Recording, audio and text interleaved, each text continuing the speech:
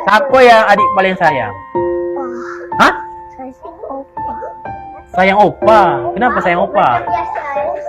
Opa saya baik. Opa baik.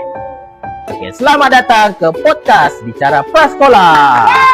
Okay, kita baca sama-sama. Ibu Ayahku Wira dalam hidupku. Okay, kita nak berkenalan dulu dengan tetamu kita hari ni. Tengok tamu kita kat depan ni.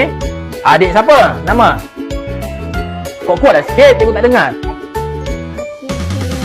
Adib? Sini. Nak panggil adik-adik boleh? Adik-adik. Okey, Adib.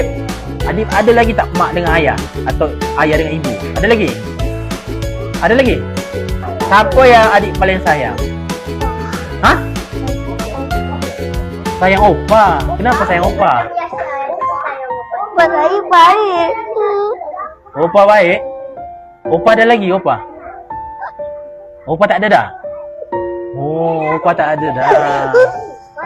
Oh, dekat Perak. Oh, dekat Perak.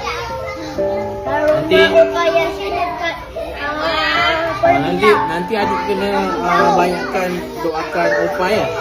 Supaya opa happy kat sana. Ajar. Kena rajin baca buku. Boleh. Rajin baca buku, rajin belajar, jadi orang yang berjaya nanti. Nanti opa happy lah.